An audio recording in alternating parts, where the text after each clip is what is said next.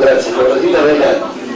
Bueno, retomamos la Comisión de Inclusión Social con la presencia del Viceministro de Gestión Pedagógica del Ministerio de Educación, la congresista Carla Schaffer. Sí, con las disculpas del caso, ¿no? Quiero dejar sentado que mi voto es a favor del proyecto de seguridad alimentaria. Recuerda que es por unanimidad. Sí, pero quiero que figure mi voto, por favor, presidente. Gracias. Tenemos en constancia de la congresista Carla Schaffer que es a favor del dictamen de seguridad alimentaria de la sesión en conjunto con la Comisión Agraria. Instalamos la sesión ordinaria de la Comisión de Inclusión Social con la presencia del Viceministro de Educación y agradeciendo a los integrantes de la Comisión Agraria quienes han venido participando en una sesión permanente de manera conjunta. Yendo a la orden del día, el tema es informe sobre la política de educación inclusiva diseñada y aplicada por el Ministerio de Educación tanto en el ámbito público como privado, así como el cumplimiento de la ley 29535, ley que otorga reconocimiento oficial a la lengua de señas peruana, y sobre el modelo de las escuelas marca Perú. El viceministro ya está aquí en el edificio Víctor Raúl. Estamos a la espera para que pueda absolver referente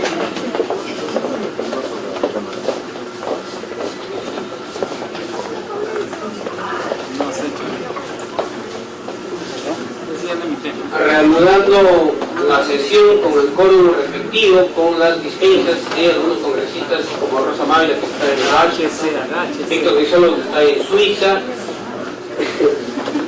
y bueno, hay otros congresistas también que están de viaje, Michael Mortecho, Natalie Condori,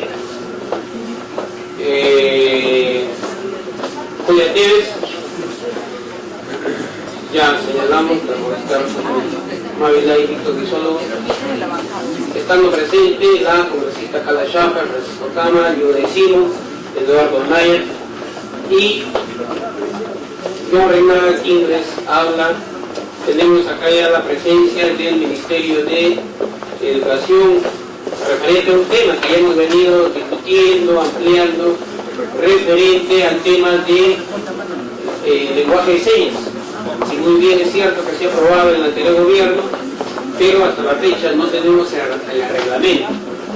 Se ha trasladado, se actuó en su momento con la ministra Patricia Salas, que ha tenido toda la predisposición de acelerar, al cual han contratado a los consultores. Ya ha transcurrido varios meses, siendo ya probable la última sesión de la Comisión de Inclusión Social. Bueno, le damos la bienvenida al viceministro. El viceministro le agradeceríamos.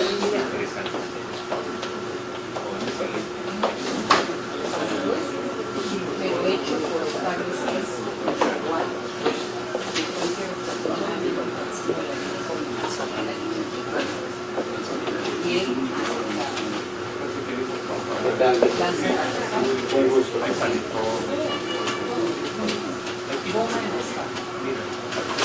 Continuando con la orden del día sobre el informe de la política de educación inclusiva diseñada y aplicada por el Ministerio de Educación tanto en el ámbito público como privado, así como el cumplimiento de la ley 29535, ley que otorga reconocimiento oficial a la lengua de señas peruana. Cabe señalar, viceministro, que a la fecha no tenemos el reglamento, más aún que esto ha sido aprobado todavía en el anterior gobierno nacional, y sobre el modelo de escuelas marca Perú, que también esto solicitó la congresista Natalie Condori. Vamos a invitarte, acá está la representante de la Defensoría del Pueblo y están de la Asociación Nacional de Sordos, la doctora Malena Pinedo. Damos al viceministro la bienvenida, a todo su equipo técnico de asesores, y un tiempo de 8 minutos si necesitara de alguna ayuda digital, igual ver el ingeniero Mauro para que pueda estar en... Bueno, la asesora Eduarda para que acá nos apoye con la laptop para que puedan pasar las diapositivas que ha traído el viceministro.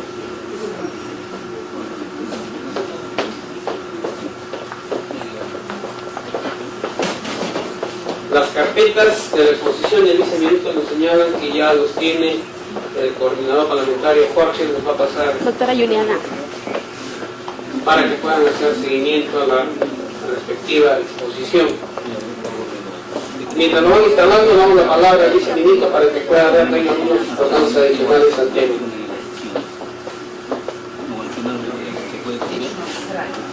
Muy buenas tardes, señor presidente, señores integrantes de la comisión.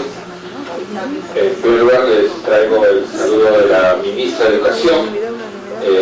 Los días miércoles son las sesiones del Consejo Ministro, motivo por el cual estoy aquí en su representación en respuesta a la citación que se nos ha realizado para exponer sobre la política de educación inclusiva, el avance en el cumplimiento de la Ley 29535, Ley que otorga el reconocimiento oficial a la lengua de señas, y sobre el modelo de escuelas para la lengua. En primer lugar, vamos a presentar los avances en la política de educación inclusiva tal como estamos implementando en el Perú. Es bueno siempre primero recordar que hay un amplio sustento y una base legal fundamental para que la atención a las personas con necesidades especiales, con discapacidad, se realice con un enfoque inclusivo. Esto está tanto a nivel de las leyes de nuestro país como también del Proyecto Educativo Nacional al 2021. Del mismo modo, hay un amplio sustento internacional. Son compromisos que ha asumido el país como Estado y que trascienden a cada gobierno y que nos toca ir desarrollando. En la Ley General de Educación se establece como uno de los principios de la educación peruana el del principio de la inclusión, que señala textualmente que la inclusión incorpora a las personas con discapacidad y a los grupos sociales excluidos, marginados y vulnerables, especialmente en el ámbito rural, sin distinción de etnia, sexo u otra causa de discriminación.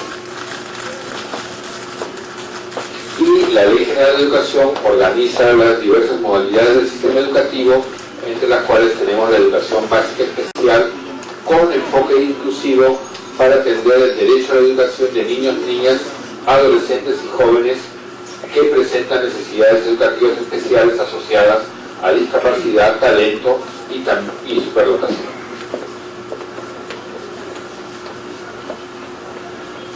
Pueden ustedes ver en la pantalla un esquema de los programas y servicios que están organizados para poder atender a estas personas, a estos niños, niñas y adolescentes, que va desde la atención temprana en los PRIT, el programa de intervención temprana, y que permite detectar oportunamente cualquiera de estas situaciones, porque científicamente está comprobado que cuanto antes se pueda empezar, sea a detectar, rehabilitar o formar a estos niños, su posibilidad de ejercer su ciudadanía plena es mayor.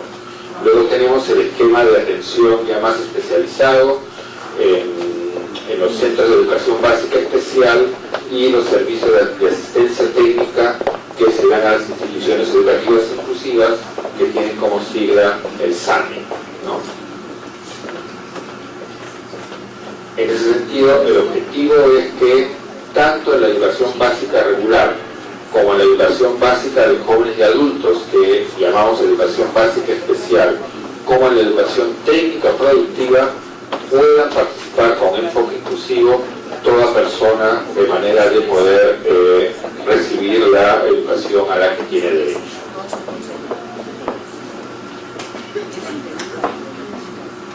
El PRITEC, como explicaba anteriormente, atiende a los niños menores de 3 años. El Centro de Educación Básica Especial atiende a los estudiantes estudiantes con necesidades asociadas a discapacidad severa y multidiscapacidad. Y además el CBC organiza como el servicio de apoyo interdisciplinario e itinerante conformado por profesionales docentes y no docentes, especialistas en educación especial, que atienden a los colegios, las escuelas en donde están ya participando niños con alguna discapacidad leve. Tenemos además los Centros de Recursos de Educación Básica Especial o CREDE, que brindan soporte pedagógico, asesoramiento, información, biblioteca especializada, así como producen y distribuyen material educativo específico para estos estudiantes. Y tenemos finalmente acá en Lima el Centro Nacional de Recursos de Educación Básica Especial, el CENARELE, que es un ente especializado en implementar programas, proyectos y acciones orientadas al desarrollo de capacidades de los agentes educativos, así como la elaboración de materiales educativos. Sería interesante en el momento que los señores congresistas puedan visitar el CENARELE, donde podrán ver de manera concreta y directa el nivel de especialización que estamos alcanzando en el Ministerio de Educación en este caso. Finalmente tenemos los PANETs, que son los programas de atención no escolarizada al talento y superdotación. Porque en todos los casos, aún en los niños que tengan talento o superdotación, lo recomendable es que estudien con sus propios compañeros de la misma edad, pero que tengan ese servicio especializado no escolarizado que le permita desarrollar efectivamente él o las habilidades superiores que ellos pueden tener. Aquí tienen ustedes un poco la estadística del número de personas, estudiantes que están hoy siendo atendidos. En este punto es muy importante señalar que el Instituto Nacional de Estadística, el INEI, ha realizado un censo de las personas con discapacidad, cuyos resultados, nos he informado, estarán listos en el mes de julio, y nos va a permitir por primera vez en el país contar ya con una información mucho más detallada de la brecha que puede existir entre quienes están ya siendo atendidos en el servicio, en el sistema educativo, y quienes todavía no lo están, ¿no? Y sobre ese punto básicamente nos hemos manejado hasta ahora con estimaciones, y realmente constituye una limitación importante a lo que el Estado puede realizar. Entonces confiamos en que con esta información, que la tendremos ya en las próximas semanas, podremos dar un paso de mayor consistencia en el trabajo que realizamos.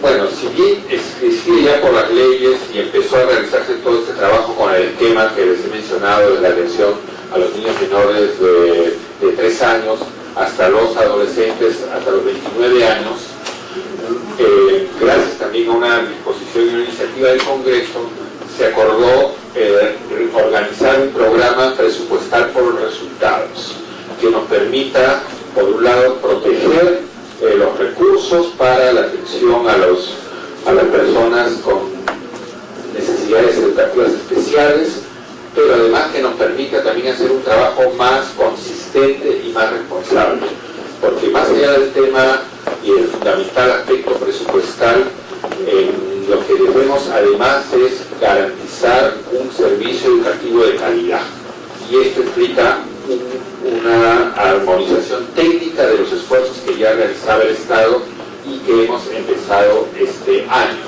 ¿no? El programa educativo está organizado en 3 productos, ¿no? El primero tiene que ver justamente con el acceso, y está fraseado de la siguiente manera, ¿no? Personas con discapacidad leve o moderada acceden a instituciones educativas públicas inclusivas que cuentan con espacios materiales y asesoría para incluirlos adecuadamente. En muchos casos las familias en el Perú no han confiado en esta estrategia inclusiva, porque señalaban que a la hora de la verdad la institución educativa o el profesor no estaba preparado, o las demás familias no estaban sensibilizadas y consideraban que lugar de ser una gran ventaja el atender a niños con necesidades especiales, se convertía en un problema para sus hijos. Entonces, el programa presupuestal lo que permite es garantizar esas tres características de lo que definimos un acceso inclusivo, que es los espacios, los materiales y la preparación del docente mediante una asesoría para incluir. El segundo producto es el de personas con discapacidad acceden a instituciones educativas públicas inclusives que cuentan, el segundo es niños menores de 3 años con discapacidad acceden a programas de intervención temprana que cuentan con espacios materiales.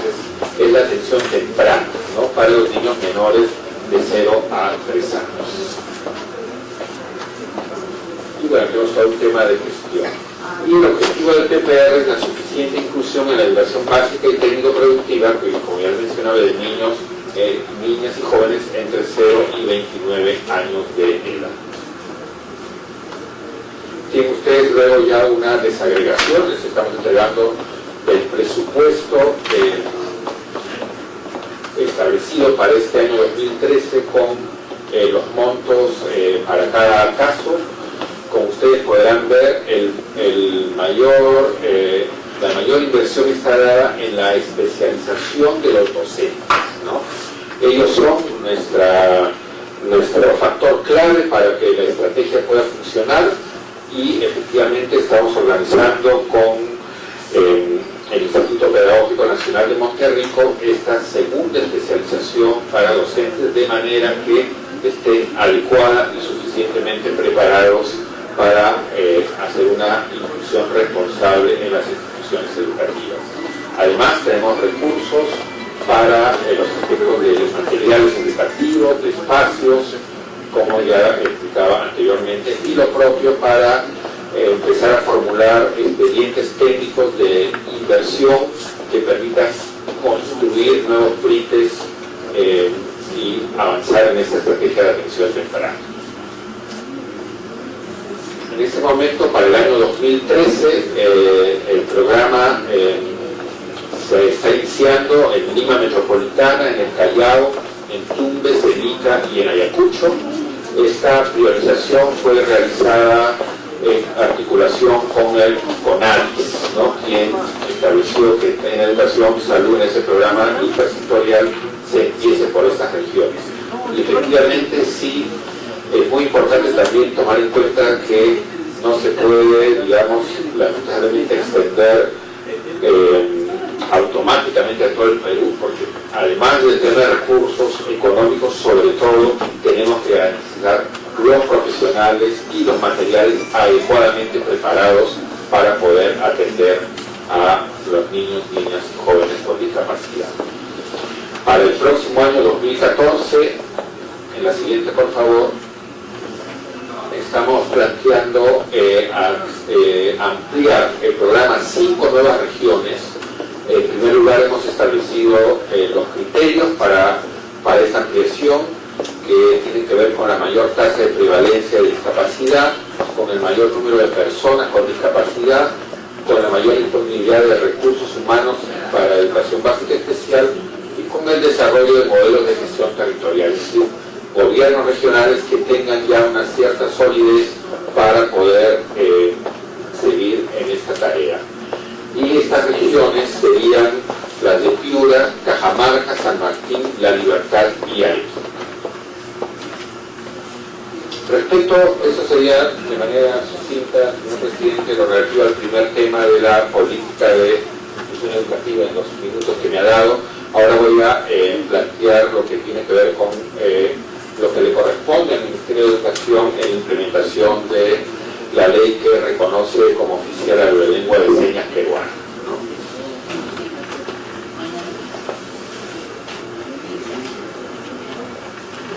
El Ministerio de Educación, dentro del mandato de la ley, lo que nos toca es asumir la ejecución del estudio sociolingüístico de la ley de señas peruanas en el Perú, con la finalidad de caracterizar la situación social y lingüística de la población sorda de todas las regiones de nuestro país.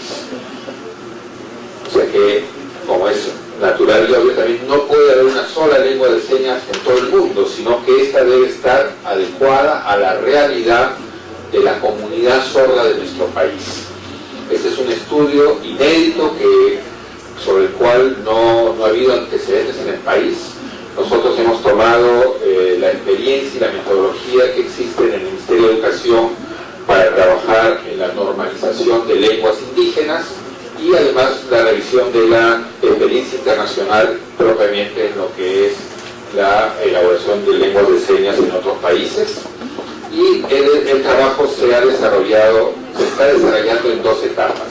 La primera es la de la caracterización de la situación social y lingüística de la población sorda. Esta primera etapa ya ha sido culminada, y la segunda etapa, a partir de esa caracterización, es la de la descripción lingüística de las lenguas de señas, ya en sus 4 componentes: en el vocabulario, que técnicamente se llama, ¿no?, el componente léxico-semántico; en el fonológico, en el morfosintáctico y en el pragmático. En la primera etapa, de la cual hemos traído informes también para los señores congresistas, el resultado ya de esta primera etapa del estudio, un punto muy interesante es que el lugar donde los niños aprenden la lengua de señas más que en la familia es en la escuela, ¿no? Ese es el primer espacio de aprendizaje identificado por la mayoría de los usuarios encuestados como aquel en el cual se aprende esta lengua, y eso entonces normalmente es a partir de los 6 o 7 años. Eso ya nos plantea un primer tema interesante, porque las recomendaciones internacionales nos muestran que sería recomendable que los niños aprendan incluso antes, ¿no?, como en cualquier lengua, digamos. Entonces ahí vamos a tener un reto con las estrategias a ese respecto, ¿no? Luego tenemos que el entorno de las relaciones entre pares sordos, los amigos, se revelan como el segundo mayor espacio de aprendizaje de la lengua de señas. Y ese es un mecanismo más informal, ¿no es cierto?, y que se da en situaciones comunicativas que no están planificadas, sino en la vida cotidiana, en la vida diaria de este niño, y los vínculos que tenga su familia con personas sordas, ¿no? Los encuestados que pertenecen a familias de sordos son quienes refieren a su entorno más próximo como la fuente de aprendizaje de lenguas, ¿no? Pero no ocurre esto en la totalidad de los casos, pues el 25% que tienen familiares sordos de ese grupo, solo el 8%, como explicaba, dice haberlo aprendido en la familia y en la casa, sino que en su mayor parte, como decía, lo realizan una vez que entran a las instituciones educativas, ¿no?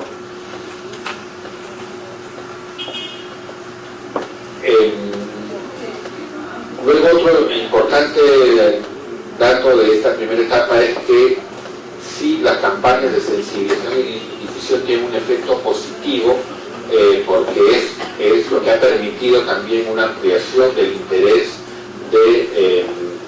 de poder reclamar y exigir, ¿no es cierto?, por una educación en su propia lengua, y eso también consideramos que es un efecto positivo, ¿no? Y por otro lado, tenemos que se ha constatado que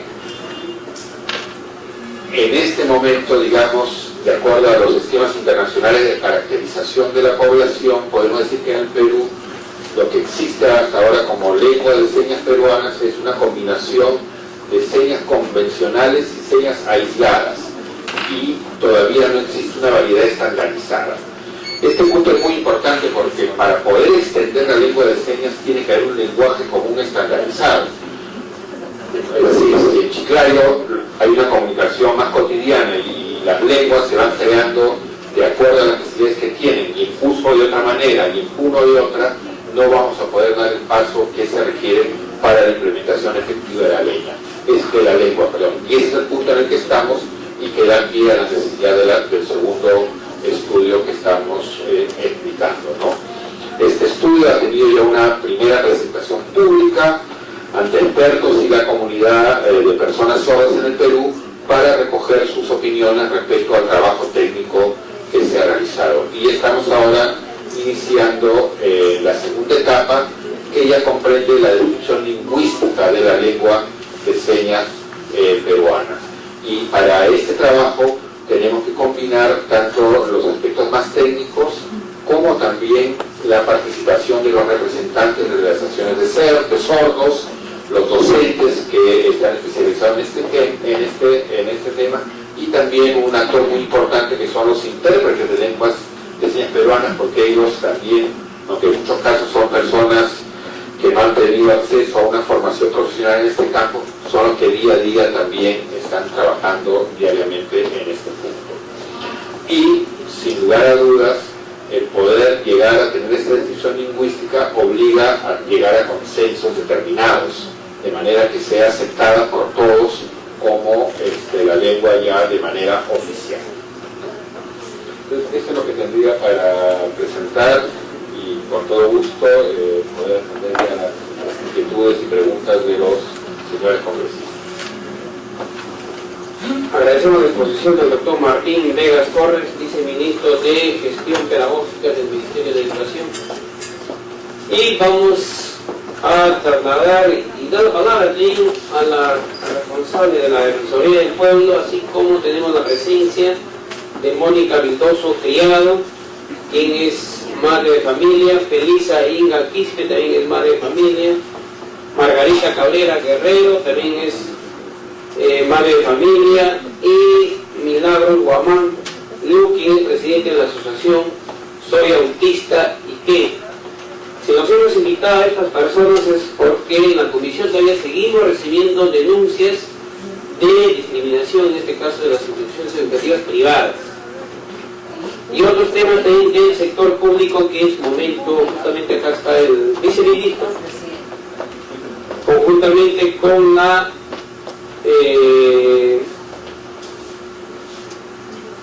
doctora Clemencia Vallejo Sánchez, también directora nacional de Educación Básica Especial, y la directora nacional de Educación Básica Regular. Vamos a dar la palabra a la doctora Malena Pinedo Ángeles, jefa de programas de los derechos de las personas con discapacidad de la Defensoría del Pueblo, por 5 minutos. Tiene la palabra la doctora Malena. Muy buenas tardes, señor presidente.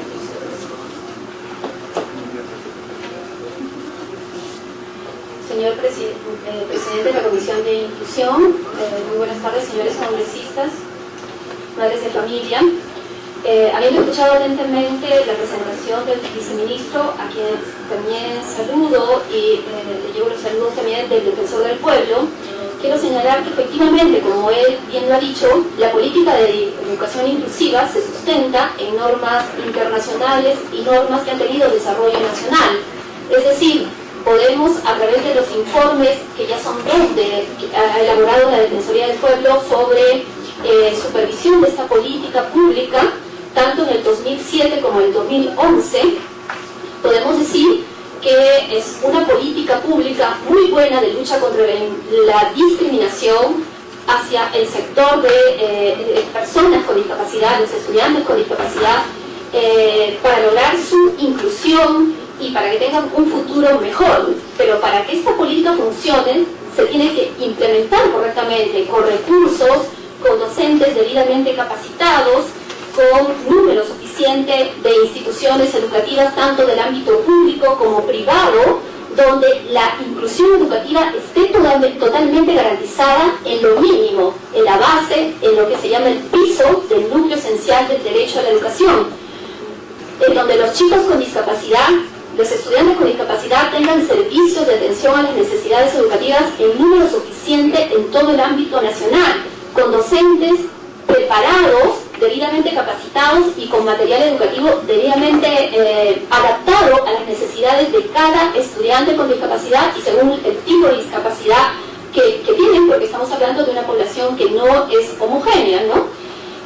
Además, donde todas las garantías mínimas del derecho a educación den lugar a que no haya discriminación, no solamente a los estudiantes con discapacidad, no solamente al momento de acceder a la matrícula, ¿no?, al ingreso a un colegio, sino para que se pueda mantener en el colegio, porque si el sistema educativo no se implementa, Entonces el mismo sistema los expulsa, y esas son las demandas que la Defensoría recibe. Además de que si los chicos si no tienen logros educativos, entonces ¿cuánto tiempo? El mismo sistema en ese sentido también los expulsa, como los expulsa la falta de una infraestructura educativa debidamente accesible, ¿no?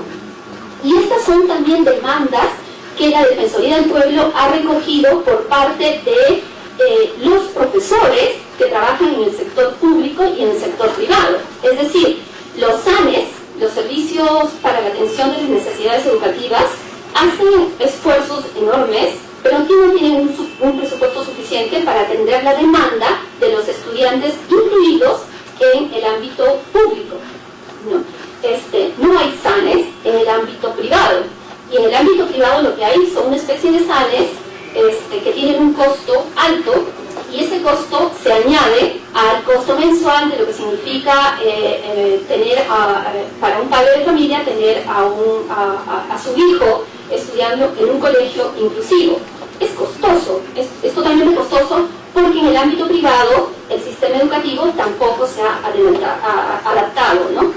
Entonces tenemos que la política de educación inclusiva, o la década, ha terminado el año pasado, pero lamentablemente tenemos que decir que esta política no se implementó correctamente. Y eso lo decimos a partir de las supervisiones y a partir de los casos constantes que han crecido y que se han presentado a nivel nacional en la Defensoría del Pueblo, y aparte de la supervisión que se ha hecho de la política pública, ¿no? Y esa es información que se ha enviado al Ministerio de Educación. La Defensoría del Pueblo tiene un rol de defensa, de supervisión de la administración pública, de la administración estatal, ¿no? Pero también a partir de la nueva Ley General de la Persona con Discapacidad, tan buena que dio el Congreso de la República, que salió publicada el 24 de diciembre, a la Defensoría se le da el rol de órgano de monitoreo de la Convención sobre los Derechos de las Personas con Discapacidad.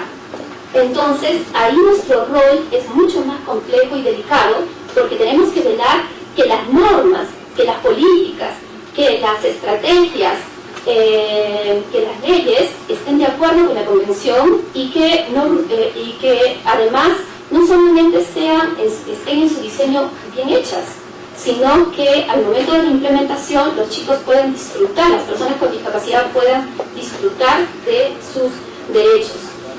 Debo señalar, señor presidente, señores congresistas, que ante la falta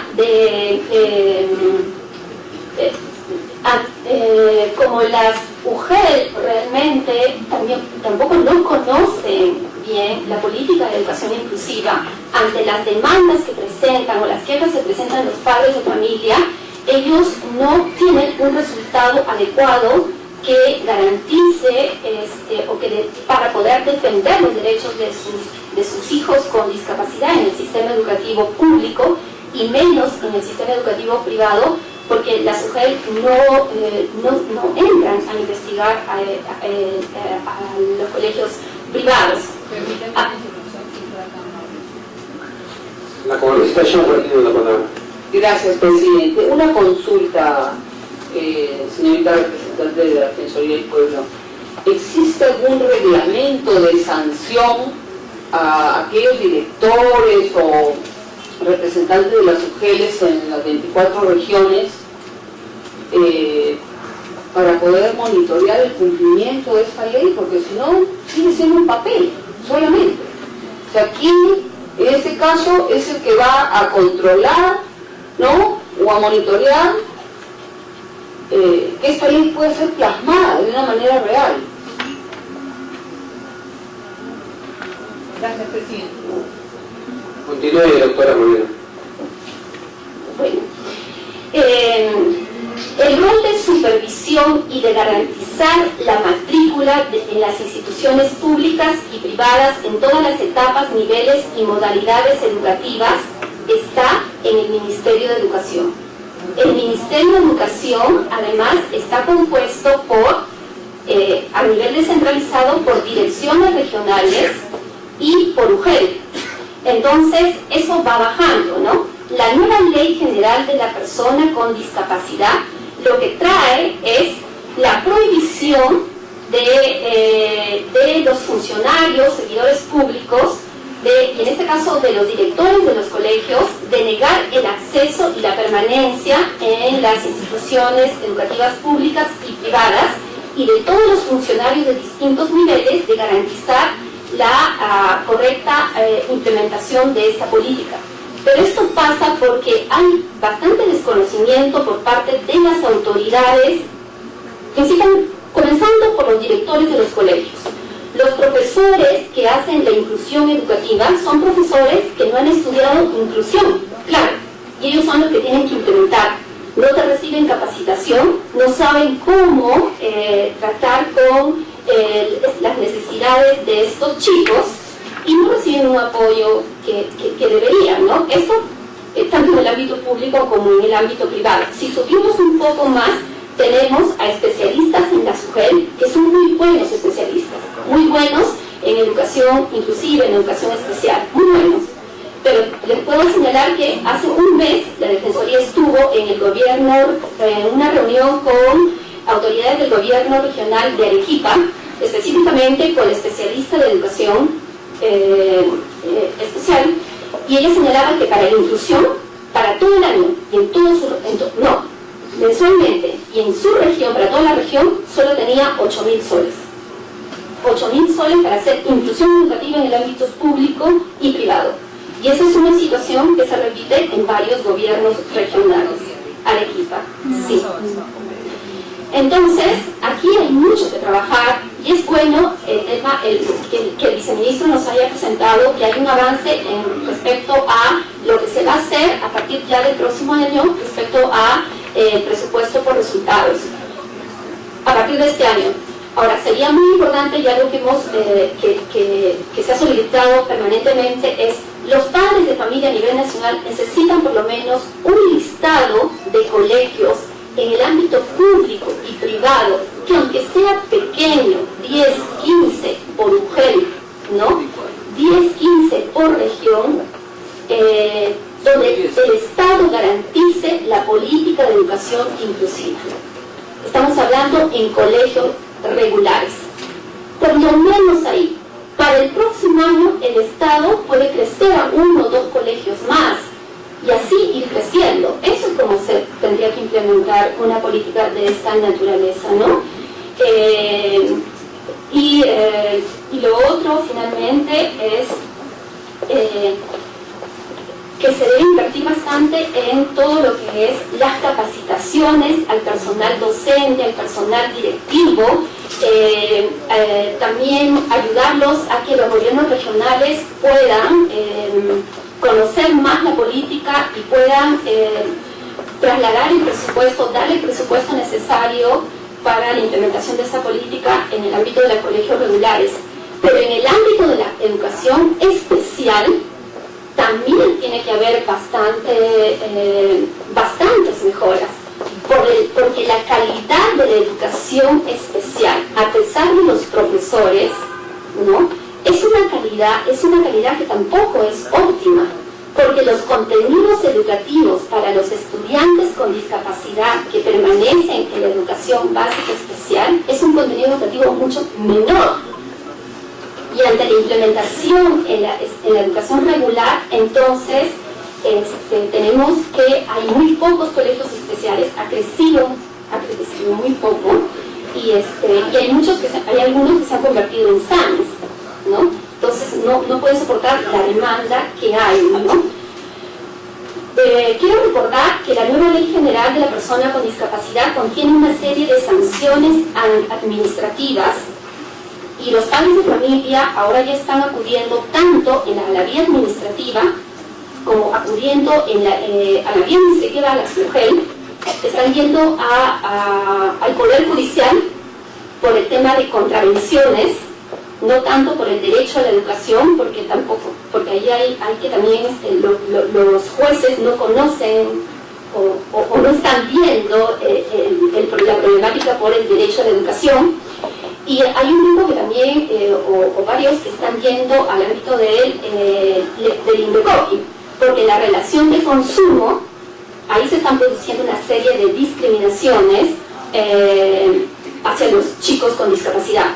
Padres que contratan el servicio educativo, ¿no?, para que sea idóneo, para que sea bueno en el ámbito privado, para que sus hijos puedan estudiar en las mismas condiciones que otros chicos, ¿no?, y les terminan dando poco, casi nada, y sí, en cuanto a calidad, ¿no?, en cuanto a contenidos educativos, pero sí les cobran la pensión.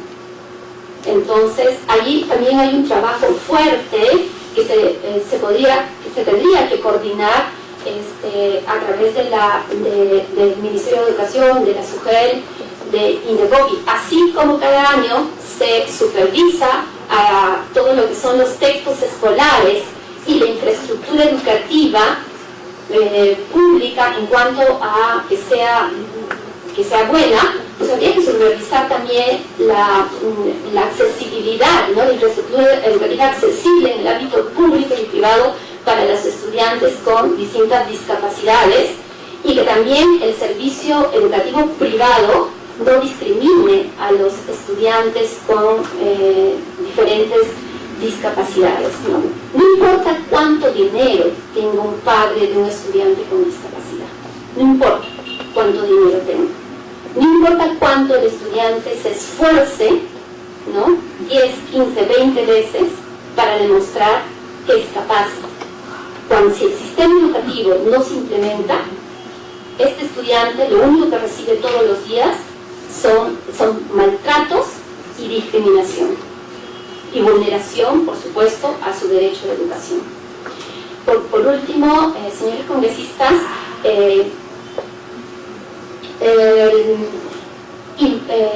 no es un gasto la educación de los estudiantes con discapacidad, es una inversión, y es una de las obligaciones que tiene el Estado, es un derecho, y es una de las metas para la educación para el milenio. Ahí es sumamente importante. Gracias.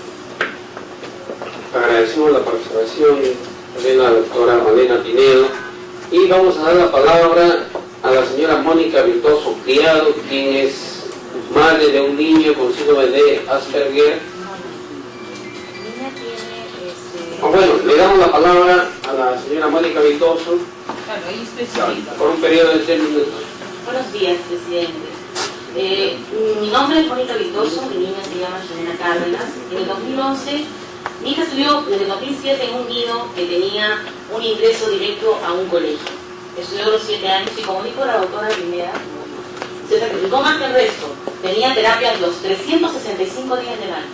Ella tiene déficit de atención y tiene lento aprendizaje. Cuando llegamos al último que tenía que pasar dando una carta, a mi hija no se la dieron, de los 60 alumnos, y estaba del último año con inclusión.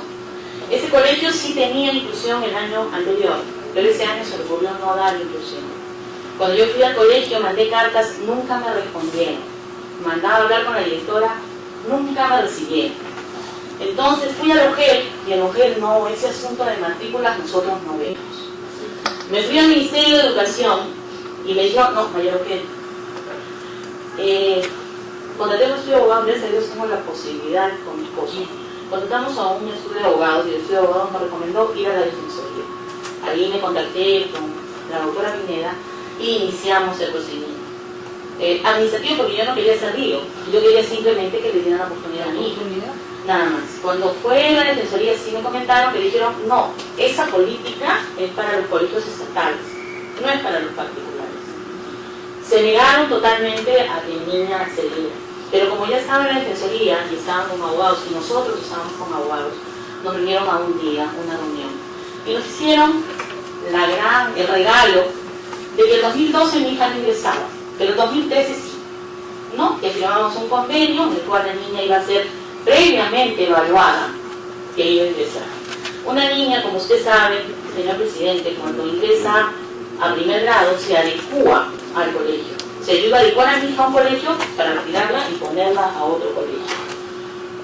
Yo de verdad ese colegio, los colegios actuales particulares son tierra de nadie. No solamente eso, ese colegio es un colegio cooperativo.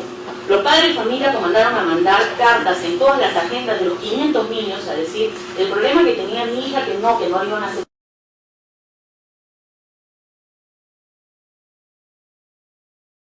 Es porque estudiando, es porque yo desde los 2 años está disciplinada a que ella lamentablemente tiene que estudiar más que el resto. Y ella lo dice. Pero también, si es compromiso de los padres, también tiene que ser compromiso del ministerio que nos defiendan, que haya una ley, que no se rían los colegios. Se ríen en nuestra cara, señor presidente. No, eso es para colegios estatales. Haga el juicio. Yo quería que mi hija estudiara el próximo año. ¿Cómo le voy a hacer un proceso? ¿En qué colegio la voy a poner? Por eso no seguí. Porque la idea era que ingresara. Y ya mandaron cartas en las agendas. Con esa estigmatización yo ya que iba a meter a mí.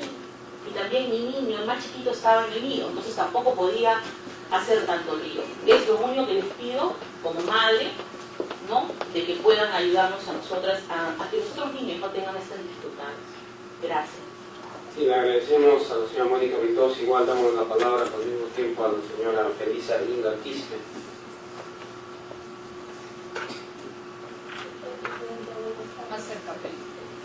Yo soy mamá de Ricardo, que tengo un niño con autismo. Mi niño siempre ha sido marginado por los colegios. Él siempre ha estudiado en colegio particular, desde 2 añitos. Lo que pasa es que nunca había pasado en marginación como año pasado lo que había pasado. Año pasado fue una marginación, creo que ningún niño, o sea, ningún ser vivo merece el trato que le han dado a mi hijo. Le golpearon hasta que vomite en el colegio. Le golpeaban todos los días a los niños. Le maltrataban. Porque no sabía que tenía derecho mi hijo. Porque me callaba. Pensando que si algo hacía, ellos me decían algo a mí. Porque las mamás se apartaban de mí. Porque yo también con mi hijo fui marginada. Porque no podía hablar con nadie. Porque supuestamente, sabiendo a mi hijo, lo he matriculado ahí. Mi hijo dio examen para entrar en ese colegio. Tiene buenas letras. Si usted no me cree, puede revisar su cuaderno ministro. Porque sus letras, todo lo que él hace es como cualquier niño. Fue dañado psicológicamente. Actualmente estoy en un colegio particular, en Saco Olivera. El único colegio que me ha recibido a mi hijo. Ningún colegio me quiso recibir este año en Rima. Basta que mencioné que tenía mi niño autismo, todos los colegios me decían que no hay vacantes, que regresara la próxima vez. Me he equivocado, señora, para tus niñas hay vacantes, pero para tu niño no. No es justo, dicen que hay una ley para los niños como mi hijo que no se cumpla.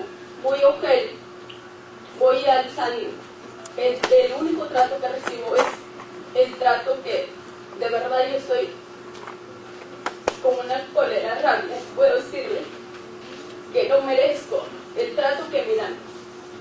Voy al Ministerio de Educación, igual. Yo no pido plata al ministro, yo no le pido a nadie plata, yo pido su derecho de mi hijo, que se respetan a mi hijo.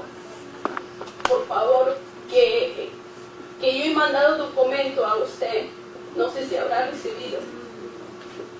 Quiero que revise personalmente mi documento y que haga respetar su derecho a mi hijo, porque mis niñas también han salido afectados por ese colegio. Ha sido el colegio Sigma, donde maltrató a mi hijo. Y todos los días mi hijo se esfuerza para estar donde está. Cuando el doctor me dijo que tenía autismo, y lo único me dijeron que lo único que preparara solamente para que se bañe y para que pueda ir al baño. Pero yo me propuse que yo iba a dejar antes de morir, que iba a ser independiente, que iba a valerse por sí solo, porque acá seamos realistas, no puede otra persona decir ven a mi casa y yo te voy a cuidar, ven a mi casa y yo te voy a alimentar. No hay. Por esa razón estoy indignada. Me han recibido en Saco Olivera a mi hijo, pero al principio antes de matricular me dijeron que van a adaptación curricular le van a dar, pero hasta ahorita no le están dando. ¿Qué pasa? Cada vez cuando da examen mi hijo, es como cualquier niño, ¿Qué pasa? Que él, ese rato, son muchos temas para él, ese rato empieza a frustrarse, llora, de potencia llora. Eso es lo que estoy preocupada, porque yo lo que será el conducta que ha tenido, que se ha vuelto agresivo, que empeore en ese colegio. Por favor, le ruego, si tiene un hijo, en el nombre de su hijo, por amor a los hijos, porque lo amo a mi hijo tanto, porque yo lo traje a mi hijo con mucho amor, y todos los días me avisa mi hijo, me dice: mamá, te amo hasta el cielo, ya no te preocupes, vamos a estudiar, es un niño maravilloso. Yo estoy seguro, cualquier persona quisiera tener un hijo como el mío, que te da su amor incondicionalmente, un beso, un abrazo. Es un niño, es un ángel que me dio Dios. El único que quisiera, recuerda, Ricardo Almeida Inga, que necesita urgente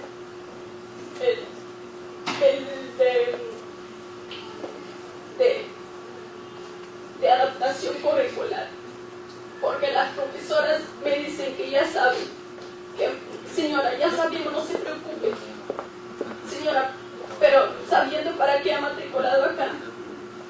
Pero la directora me prometió, me dijo que le iba a dar. Ya no hago más problema, porque pienso que van a empezar a agredirme a mi persona. Van a tratar mal a mis niñas, porque tengo 2 niñas y mi niño. Y mi niña también ha sido maltratado psicológicamente. Vomita cada vez cuando le dicen algo a su hermano.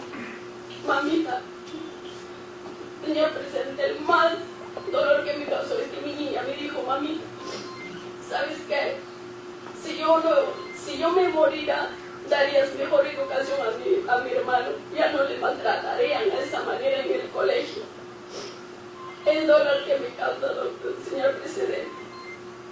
Espero, congresistas, si tienen hijos, recuerden que hay un niño, como cualquier humano, necesita respeto, solamente respeto, el trato que merece, como tú, como yo, como ustedes. Sé que le digan: tú eres tonto, tú eres mongolito, tú no sabes hacer nada. O sea, ese trato no merecemos. Cualquier animalito necesita respeto. Y lo único que les puedo decir es que tan doloroso es tener un niño así. A la vez me siento muy feliz, porque yo estoy seguro, él ya tiene un lugar donde va a ir, al lugar donde está Dios. Pido a Dios que este colegio, espero que me entiendan lo que yo le estoy pasando. O pido a Dios que muchos niños pasan peores cosas que mi hijo y no les hacen caso, se burlan, se ríen, como decía la señora, se ríen de nuestra cara, porque el colegio sí, mi hijo, vamos a ver quién gana, porque a ti nadie te va a hacer caso. Me insultaba en mi cara la directora, incluso llegó a decirme: búscate otro marido para que busques en algún parte mejor a tu hijo. Son tantas cosas que he pasado, que sigo pasando. Gracias a Dios agradezco. En este colegio por lo menos tiene los niños amorosos con mi hijo. Llega al colegio, a mi hijo le besan, le abrazan. Eso me tranquiliza. Eso me tranquiliza, porque creo que por fin hay un sitio donde lo aman a mi hijo los niños. Hasta ahorita a mi hijo no le he visto que algún niño le agredió o algún niño le soltó. Solamente de la misa. Pero trato de hablarle la misa.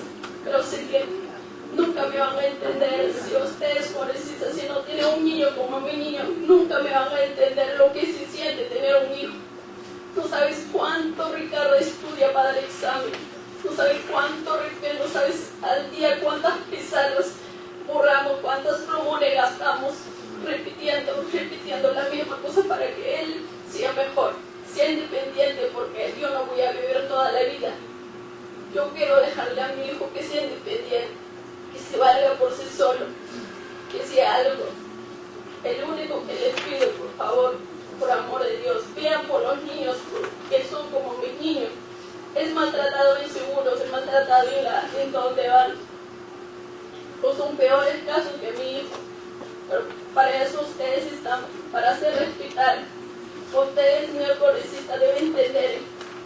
Yo estoy segura, usted también ha pasado la marginación. Psicológicamente el dolor que nos puede causar es más dolor que nos puede dar un golpe. Peor castigo. Es un daño que no casi queda. Eso nadie no nos puede quitar. Gracias. Que Dios la bendiga a cada uno de ustedes. Sí, agradecemos a la señora Felisa Linda Quispe, que justamente nos preocupa el tema, por eso los miembros de esta comisión se ha solicitado y se ha agendado. Y aprovechando el tema, también sería importante por parte del Ministerio si se pueda regular, normar a aquellos niños o niñas perversos que maltratan al prójimo, ¿no? A los compañeros. Es un tema, digo, un proyecto de ley, no sé. Justamente por eso queremos recoger a la misma población objetivo para nosotros también continuar interviniendo. Vamos a dar la palabra a la señora Margarita Cabrera Guerrero, quien también es madre de familia. Buenas tardes, presidente de la comisión, congresistas, representante de Defensoría del Pueblo y viceministro de Gestión Pedagógica. Definitivamente, los padres que tenemos un niño con discapacidad vivimos, desde que tenemos nuestros hijos, una discriminación absoluta. En el caso de nosotros, los padres de niños sordos, también se da, porque desde que tuve un hijo sordo, el Ministerio de Educación nunca, las anteriores gestiones, nunca pudieron responder a las necesidades educativas que mi hijo requería. Prácticamente se burlaron, pagué infinidad de dinero trasladándolo de un lugar a otro, pensando que el Ministerio de Educación, el colegio donde mi hijo asistía, era el mejor. Sin embargo, en el camino nos damos cuenta de que el Ministerio de Educación nos orientó a un método equivocado. Y cuando nos dimos cuenta de eso, se lo hicimos saber. Se lo hicimos saber a la Dirección General de Básica Especial, juntamente con otros padres que vivían la misma realidad. Sin embargo, nunca nos hizo caso, porque la política de educación inclusiva a la cual nuestros hijos tenían que ser eran expuestos, era un fracaso para ellos. En la que solamente se sentaban en el aula los niños sordos y la profesora hablaba, porque la profesora no estaba capacitada en lengua de señas, no sabía cómo dirigirse a un niño sordo. Nosotros enviamos 1000 oficios a la Dirección General de Básica Especial, pero sin embargo nunca nos hizo caso. Simplemente tenía paradigmas desfasados en el que decía que los niños sordos tenían que hablar. Pero para poder hablar se necesitan muchos requerimientos físicos, los cuales la gran mayoría de niños sordos, el 70% estamos hablando de ellos, no pueden acceder. Y si pueden acceder a lugares donde les pueden ayudar a oralizar, vocalizar, implantarlos, darles audífonos, necesitan dinero de lo cual la población en general no tiene y que se tiene que sacrificar. Gracias a Dios, este año, en el 2012, el viceministerio, el despacho del viceministerio ha abierto las puertas a esta problemática, porque antes nunca nadie lo ha hecho, a pesar de que la anterior gestión de la DIGEVE ha seguido. Este año recién has abierto la puerta y ya están trabajando de la mano con un proyecto experimental para atender a las necesidades de la educación de nuestros niños sordos.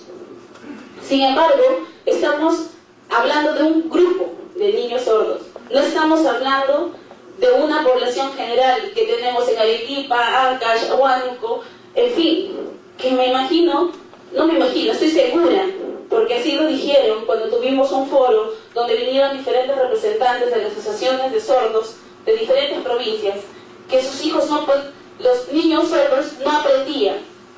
Entonces, ¿de qué estamos hablando? Hemos visto en la exposición del viceministro que se va a implementar desde ahora, pero si la gestión que hace antes sigue ahí, ¿cómo se va a implementar? Si la gestión que está ahí no entiende, no sabe lo que significa una inclusión educativa de calidad, no sabe, no entiende, y nosotros los padres podemos entenderlo mejor llamándose especialistas, cómo va a tener ese fruto, cómo va a darnos a nosotros la certeza, la seguridad de que nuestros hijos verdaderamente van a recibir una educación de calidad, que es su derecho. No tenemos la certeza, lamentablemente.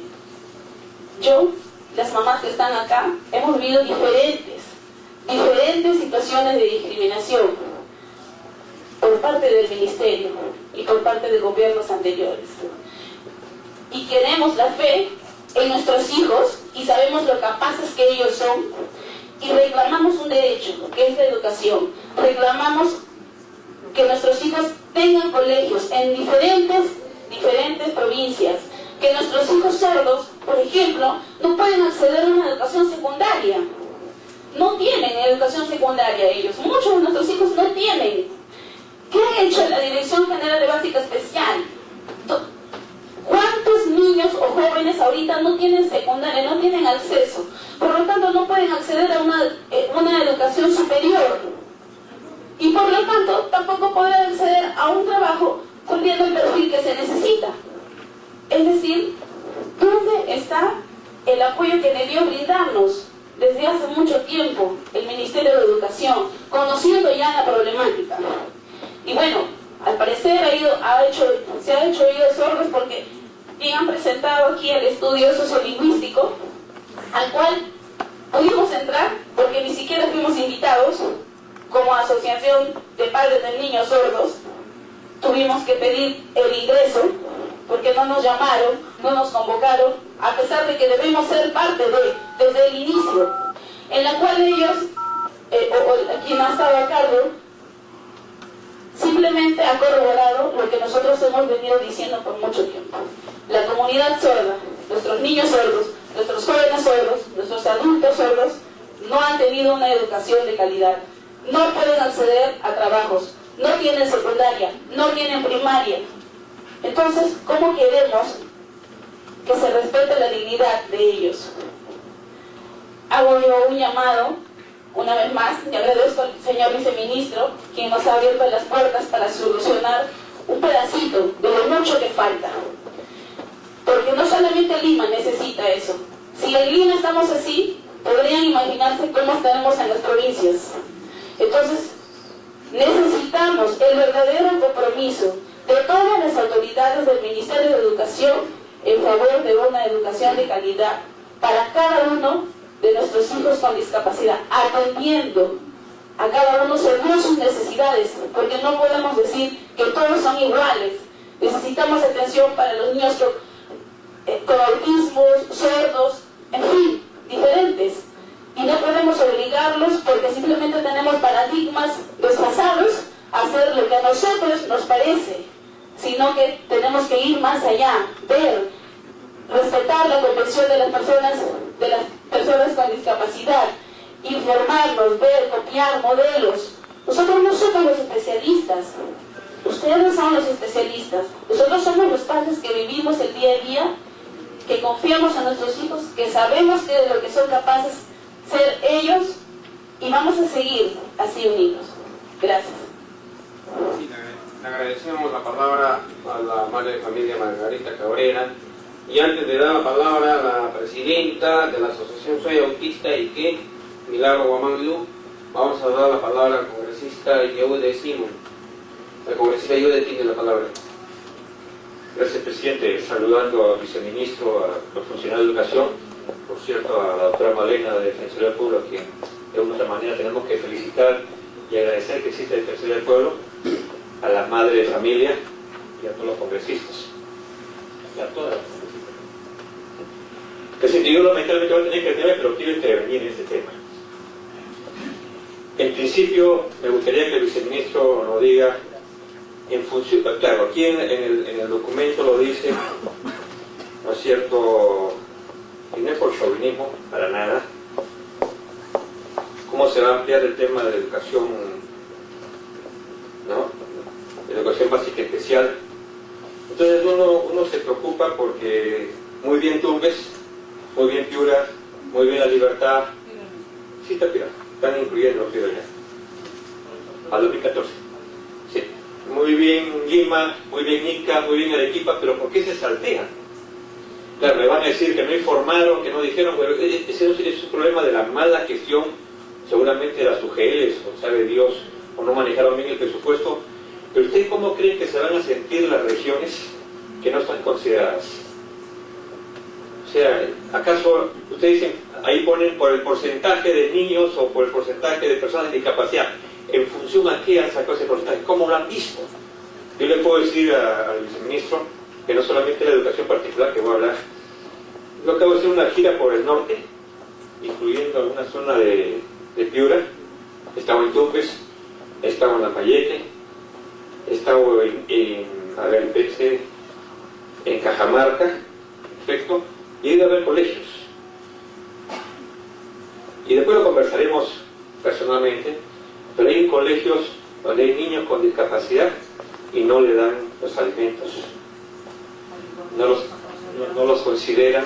A veces los alimentos llegan con 15 o 20 días de retraso y solamente lo atienden cuando va el congresista y dice, y se quejan los directores, se quejan los profesores y dicen, ¿y qué pasó con los alimentos? No nos ha llegado. Y le echan la culpa a los que hacen la repartición de alimentos. Y por cierto, llegó el congresista, llamó por teléfono, calajeó, disculpen que sea grosero, y entonces a la media hora le entregaron los alimentos por 15 días y además le dieron por 15 días más para que no tengan problemas. Entonces, ¿qué país es el nuestro que actúa así? Y hablamos de niños con cierta discapacidad, donde en efecto aquí tendríamos que ratificar, ¿no es cierto?, que si no hay profesores especializados en el tema de personas invidentes, en el tema de personas sorderas, en personas con inteligencia especial, porque hay niños que en efecto tienen problemas de discapacidad, pero son genios, niños genios. Es más, yo le quiero decir a las madres que están acá, que yo tengo un nieto o dos nietos, ¿no es cierto?, que tienen capacidades especiales y que ocupan evidentemente el primer lugar porque tienen una genialidad tremenda, pues sin embargo están en colegios particulares, pues sin embargo sentimos muchas veces que nosotros podemos hacerlo porque mi familia hace el esfuerzo y va en colegio particular, como bien lo dice el señor, que todo el mundo está en colegio particular, y bueno, y como es colegio particular hay que pagar un montón de plata, pero la gente de clase media para abajo, que no tiene esas posibilidades, ¿qué pasa con esos niños? Yo rescato el esfuerzo que hace el viceministro y supongo que todo el sector de educación, pero aquí hay que cortar de cabeza a todos estos malos funcionarios indiferentes, porque ser malo es aquel que es indiferente a los problemas. Puede ser un buen maestro, puede ser un buen funcionario, pero de ese indiferente ya no puede ser bueno, pues. Y no sirve para nada. Además, y se dicen católicos y se dicen cristianos y reciben la hostia los domingos y dan ejemplo de moralidad y se dan el lujo de dar consejos y en su vida no practican absolutamente nada. Entonces, viceministro, ojo, colegios particulares que yo he visto, y se lo voy a transmitir a la ministra, y si usted quiere, personalmente lo conversaremos, donde las mujeres, donde la gente que tiene que ver con la inclusión del reparto de alimentos, donde los profesores no están cumpliendo. Amén de los maltratos que sufren estos niños, porque los padres de familia que tenemos, entre comillas, niños normales, hacen el bullying con esos niños. Y entonces, como a mí me ha desgarrado la intervención de las 3 madres de familia, porque uno siente este maltrato, y uno no interesa que uno no tenga hijos, sino que el que dice que es cristiano y tiene alma, tiene espíritu, por lo menos tiene que sentir sensibilidad, sino de qué corazón estamos hablando. Yo le rogaría al ministro que se ponga, que el Ministerio de Educación haga una fiscalización más firme. Acabo de estar presidente de una conferencia sobre la nueva ley de discapacidad, y le voy a decir, en la universidad, la católica. Evidentemente la Universidad Católica es una de las universidades de mayor prestigio, donde el pensamiento fluye con libertad, pero me quedé impresionado que esta universidad que uno aprecia, ¿no es cierto?, ha hecho construcciones modernas y las personas que tienen discapacidad y que andan en sus silla de ruedas, ¿no es cierto?, no tengan ninguna posibilidad de asistir a su casa porque no han puesto ascensor. Y no estamos hablando de una universidad que no tiene recursos, sino estamos hablando de una universidad que tiene ingentes recursos, ¿no? Y que hay muchachos que tienen que estudiar el segundo o tercer piso y simplemente no pueden, tienen que cargarlos.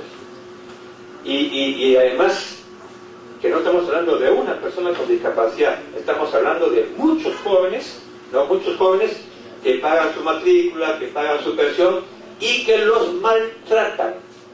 Que no hay una política para estos hermanos nuestros que pueden tener discapacidad de un órgano, pero tienen mucha capacidad para ser buenos y mejores. Uno de los genios que tiene la humanidad, ¿quién es? Stephen Hawking. Que se habla que tiene la capacidad, que es más genial que el propio Albert Einstein, ¿no? Que no puede hablar, que no puede caminar, etcétera, etcétera. Entonces, ¿cómo en el Perú nos damos el lujo de maltratar a estos jóvenes? Y bienaventurados pues los padres de familia que pueden pagar la matrícula o que pueden pagar la educación privada. ¿Y que hablamos de los miles? Porque no estamos hablando de cientos, sino miles, vamos a ver, Dios mío, o millones, estamos hablando de 3 millones. Estamos hablando de 3 millones de personas que no tienen esa suerte. Yo hoy día me acordé de Javier de Canseco. Uno puede tener algunas discrepancias, pero evidentemente jugó un papel muy importante en esta tarea y yo quiero rescatar su trabajo, querido John Reynara. De verdad que sí, ponga todo el esfuerzo y tengo el convencimiento de que con el esfuerzo suyo, de todos los congresistas, podamos hacer de esta versión que han dado estas madres de familia, sacar algún acuerdo mínimo, que estoy seguro que todas las fuerzas políticas lo deben asumir para un llamado de atención. Y podamos fiscalizar incluso esos colegios que ellas han denunciado, porque creo que no puede ser borrón y cuenta nueva. Hay que investigar, hay que decir qué está pasando con ustedes. Y como decía Claudia, ¿no es cierto? Si no hay multas, si no hay castigos, se van a reír de nosotros. Se van a reír, se van a burlar. ¿Para qué sirve el Congreso? Para que se reúnan, reciban las lágrimas de los padres de familia en este momento afectados y mañana no pase absolutamente nada. Entonces hay que asumir, y tengo la convicción, viceministro, porque conozco a la ministra y creo que conozco a mucho el personal que trabaja con ustedes, de que no van a ser indolentes, no vienen ustedes a dar un documento que lamentablemente el documento puede ser el más bonito, el mejor escrito, podemos tener la mejor ley educativa, podemos tener la mejor ley de discapacidad, pero si no se cumple, ¿de qué sirve? Si yo le pido permiso, me gustaría, antes de retirarme, con el perdón de la señora, antes que intervenga, que nos pueda decir cómo califican esto, porque le van a pedir cuentas a Claudia. ¿Acaso no hay personas con discapacidad? Bueno, ¿por qué no hacemos una distribución más equitativa? Y por último, ¿por qué no hay más presupuesto para atender a todas las regiones?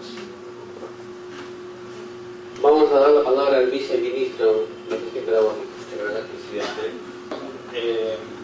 Esperar y no atender a las regiones que no están en esta prioridad. Al contrario, debemos poder empezar a crear en todas las regiones los equipos de profesores que puedan atender bien. Hay otros aspectos que sí, digamos, no se pueden hacer de golpe y en esos hay esta prioridad. Sin embargo, debo señalar que las regiones planteadas el año 2013 no fueron por el Ministerio de Educación, fueron planteadas por las organizaciones de las personas con discapacidad que están reunidas en el CONADIS. Por ejemplo, nosotros decimos, ¿por qué Tumbes? ¿No? Digamos, siempre es uno de los ¿por qué uno y por qué lo otro? No, yo estoy de acuerdo, todos. Así es. O sea, jamás diría ¿por qué? Lo que digo, ¿por qué no las cosas también? Sí, pero hay derechos que tienen que irse lográndose de manera progresiva. Es decir, no podemos de un día para el otro en todo el Perú, porque sería mantener la situación que hoy tenemos, en donde cualquier niño puede ir aparentemente y los profesores no están preparados y el padre no está sensibilizado y no hay los materiales, etc. Entonces, no se puede hacer de un año para el otro lo que en 10 años no se hizo, y sería engañarles y hacer demagogia el decir que sí, el próximo año en todos los colegios del Perú van a estar profesores preparados los profesores, etcétera, para lograrlo. No se va a poder. Pero Permítame, puede meter para todos. quiero aprovechar, discúlpeme presidente, pero eso yo. Mire, es que es odioso, ¿no? Es odioso que se diga Tumbes, bacán, Piura, excelente. Se salte en una región y se vayan a otra, y se vayan a otra, y se vayan a otra, y se vayan a otra. Entonces como que fuera como que no existiéramos, o sea, como que no existiera personas con discapacidad. Si no hay maestros en Lambayeque, tampoco habrá Tumbes, o sea, porque no es homogénea la cosa. Y no es que estén en desacuerdo, pero tiene que haber una explicación porque más lógica, porque daría la impresión de que quien tiene congresistas ligados al Ejecutivo puede meter estos proyectos. ¿Entiende usted? En el caso nuestro somos 1.400.000 o 300.000 habitantes que tienen mucho más habitantes que otras regiones y que están consideradas. Yo no digo que no se dé atención a esos, porque yo digo que no pueden saltar, porque si se va a seguir a un mapa, una geografía, no podemos saltar regiones. Lo mismo la va a pasar con ANSAS. Si usted me dice, es por recursos, muy bien, el canon, pues el canon que se utiliza es parte del canon en educación, que es inversión productiva. Yo le digo porque yo lo puedo entender a ustedes, pero no va a entender la población y me van a pedir cuentas a mí, le van a pedir cuentas a su gobierno regional. Sí, como le digo, por eso, tomando este pedido, vamos a reforzar esa estrategia que estamos haciendo para tener una atención común en algunos componentes en todas las regiones y completarla. Y si hay una información estadística técnica, desde luego, con todo gusto le puedo proporcionar. Y en este punto también ha habido un error de la doctora Pinedo en el sentido... Sí, más bien agradecemos la intervención que ha suelto y el congresista yo decimos siempre que ha estado permanente en este tema de grupos vulnerables y a seguir a pie. Hay varios temas que definitivamente son inauditos, que indignan. Igual la congresista Schaffer, yo recuerdo su primer año de esta comisión que ha sido creada, siempre ha estado batallando, defendiendo el tema de discapacidad. Vamos a dar la palabra a la madre de familia Milagro o a la presidenta de la asociación Soy Autista.